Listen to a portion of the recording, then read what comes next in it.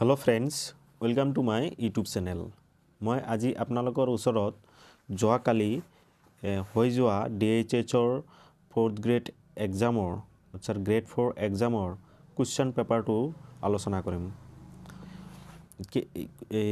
আপোনালোকে ভিডিঅ'টো স্কিপ নকৰাকৈ শেষলৈকে চাব। এক নম্বৰ কুৱেশ্যনটো হৈছে গ্ৰামাৰৰ দ্য চিনোনিম অফ এফেকশ্যন ইজ ইয়াতে আপোনাৰ এফেকশ্যনৰ চিনোনিমটো কি হ'ব ইয়াতে এফেকশ্যনৰ চিনোনিমটো হৈছে লাভ বি নম্বৰ অপশ্যনটো correct fill in the blank with correct form of verb to complete the following sentence মানে এই খালি ঠাইত থকাটো হেতু কি শব্দ বহিব he could not dash his homework properly he could not complete his homework properly complete the following English proverb কি হ'ব ইয়াতে কি proverb হ'ব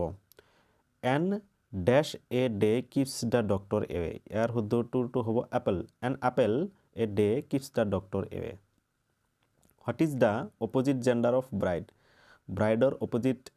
gender কি হ'ব brideৰ opposite gender টো হৈছে spinster b number option to correct what is the past tense of drive driveৰ past tense কি ইয়াৰে শুদ্ধটো হৈছে drive drove driven ইয়াতে past tense টো হ'ব drove 6 নম্বৰত আহিছে complete the following sentence using correct preposition কি preposition হ'ব এই সেন্টেন্সটোত she has been waiting dash 5 o'clock ইয়াতে হ'ব 4 হ'ব 4 preposition also b number option to correct what is a group of lions called মানে লায়নৰ সিংহৰ গ্ৰুপক কি কয় লায়নৰ গ্ৰুপ অফ লায়নক কি কয় এটো হয় প্ৰাইড বুলি কয় a person who cuts and sells meat is called এজন ব্যক্তি যিজনে মাংস কাটে আৰু বিক্ৰী কৰে তাক কি বোলে বাটচাৰ b নম্বৰ অপশ্যন টু correct which one of the following is correct তলৰ কোনটো শুদ্ধ a lion cries লায়নে নাকান্দে লায়নে roar ইয়াৰ শুদ্ধ উত্তৰটো হৈছে a horse neighs a horse অৰ্থাৎ সি নম্বৰ অপশ্যন টু correct what is the house of a dog called house of a dog মানে কুকুৰৰ ঘৰটো কি কয় house of a dog is called kennel d number option টু correct ঠিক হেদৰে ম্যাথছটো পিছত দিম বাৰু সলভ কৰি তলত দিয়া কোনটো এটো জিকেটো আলোচনা কৰিম তলত দিয়া কোনটো মানৱ চক্ষুৰ অংশ নহয় মানে মানুহৰ চকুৰ অংশ নহয় এটো হল চকুলো এটো অংশ নহয় কৰ্নিয়া এটো পাৰ্টস হয় লেন্স এটো পাৰ্টস ৰেটিনা এটো পাৰ্টস হয় which one of the following is not a planet of the sun তলৰ কোনটো সূৰ্যৰ এটা গ্ৰহ নহয় ইয়াতে হ'ব সিৰিয়াস টু এটো গ্ৰহ নহয় এটো এটা নক্ষত্ৰ which one of the following is a greenhouse gas তলৰ কোনটো greenhouse gas ইয়াৰ শুদ্ধ উত্তৰটো হৈছে কাৰ্বন ডাই অক্সাইড এটো হল greenhouse gas option C number টু correct which one of the following is a synthetic fiber তলত দিয়া কোনটো এবিধ কৃত্ৰিম সূতা হয় এটো হল জুট ৰেয়নটো হৈছে কৃত্ৰিম সূতা আৰু বাকিবিলাক ৰেশম জুট মৰাপাট কপাহ এইবিলাক সব প্ৰকৃতিৰ পৰা পা Davis Cup is associated with Davis কাপটো কি হল লগত জড়িত ডেভিস কাপ এটো হল লন টেনিসৰ লগত জড়িত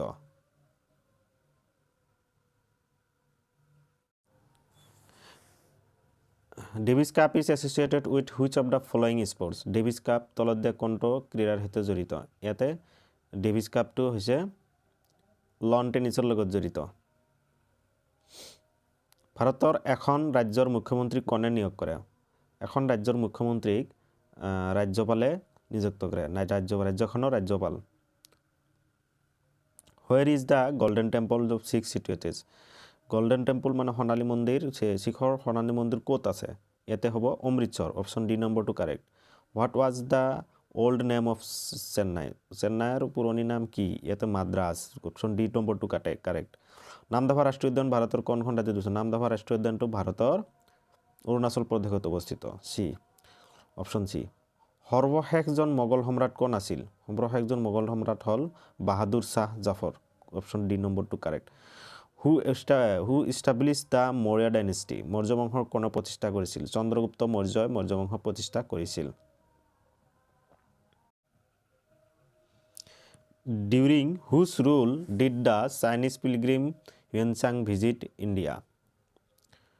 কাৰ শাসনকালত চীনা পৰিব্ৰাজক হিউয়েনচাং ভাৰতলৈ আহিছিল ইয়াৰে শুদ্ধটো হ'ব হৰ্ষবৰ্ধন অপশ্যন এ টু correct the nucleus is living cell contains which of the following জীৱকোষৰ নিউক্লিয়াছৰ তলত দিয়া কোনটো পোৱা যায় মাইটকণ্ড্ৰিয়া সেইটো নিউক্লিয়াছৰ বাহিৰত পোৱা যায় ৰাইবজম নিউক্লিয়াছৰ বাহিৰত অৰ্থাৎ কোষ প্ৰদেশত পোৱা যায় গলগি বডিজ কোষ প্ৰদেশত পোৱা যায় কিন্তু ক্ৰমজমটো নিউক্লিয়াছত পোৱা যায় which of the following is not a female reproductive organ তলত দিয়া কোনটো স্ত্ৰীৰ জননাংগ নহয় অভাৰী ডিম্ব হয় এইটো স্ত্ৰীৰ জননাংগ হয় ফেলোপিয়ান টিউব এইটো স্ত্ৰীৰ জননাংগ হয় উটেৰাছ স্ত্ৰীৰ জননাংগ হয় ব্ৰেষ্ট অৰ্থাৎ স্তনটো স্ত্ৰীৰ জননাংগ নহয় তলত দিয়া কোনটো সঁচা which of the following is true sound can not travel through liquid পানীৰ মাজেদি সাউণ্ড শব্দ গতি কৰিব পাৰে এইটো নোৱাৰে sound can not travel through গেছৰ গতি কৰিব নোৱাৰে শব্দই গেছৰ মাজেৰে গতি কৰিব নোৱাৰে গেছৰ অৰ্থাৎ বায়ুৰ মাজেৰে শব্দ গতি কৰিব পাৰে বায়ুহীন মাধ্যমত C number sound can not travel through solid শব্দই গোটা পদাৰ্থৰ মাজেৰে গতি কৰিব নোৱাৰে এইটো মিছা sound can not travel in vacuum এইটো হয় ভেকুৱামৰ মাজেদি অৰ্থাৎ কোনো মাধ্যম নাথাকিলে কোনো শব্দই গতি কৰিব নোৱাৰে which of the following is a good conductor of electricity তলত দিয়া কোনটো বিদ্যুতৰ সুপৰিবাহী rubber copper glass option B টু হৈছে correct which is the most populous country of the world পৃথিৱীৰ আটাইতকৈ জনবহুল দেশ কোনখন চাইনা অপশ্যন এ টু correct which is the capital of শ্ৰীলংকাৰ ৰাজধানী কি কলম্বো শ্ৰীলংকাৰ ৰাজধানী হৈছে কলম্বো অপশ্যন ডি টো হৈছে correct who among the following was the first woman to receive Bharat Ratna তলত দিয়া কোনগৰাকী হ'ল ভাৰত ৰত্ন গ্ৰহণ কৰা প্ৰথম মহিলা এইটো হ'ব ইন্দিৰা গান্ধী অপশ্যন বি টু হৈছে correct which is the author of the book the Discovery of India কিতাপখনৰ ৰচয়িতা কোন এইটো হ'ল জৱাহৰলাল নেহৰু অপশ্যন বি টু হৈছে correct who was the first human in space মহাকাশত অৱস্থানৰ প্ৰথমজন মানৱ কোন ইউৰি গাগাৰিন এতে অপশ্যন সি টু হৈছে correct who was the founder of Sikh religion শিশু ধৰ্মৰ প্ৰতিষ্ঠাপক কোন শিখ ধৰ্মৰ প্ৰতিষ্ঠাপক কোন আছিল এইটো হৈছে গুৰু নানক দেৱ অপশ্যন সি টু হৈছে correct who is known as the iron man of India ভাৰতৰ লৌহ মানৱ বুলি কাক জনা যায় এইটো চৰ্দাৰ বল্লভভাই পেটেল অপশ্যন এ টু হৈছে কাৰেক্ট স্বাধীন ভাৰতৰ প্ৰথমজন প্ৰধানমন্ত্ৰী কোন এইটো প্ৰধানমন্ত্ৰী অপশ্যন বি অৰ্থাৎ Jawaharlal Nehru who won the first battle of Panipat পানিপথৰ যুদ্ধত প্ৰথমে কোনে জয়ী হৈছিল এইটো ইয়াৰ শুদ্ধটো হৈছে বাবৰ অপশ্যন বি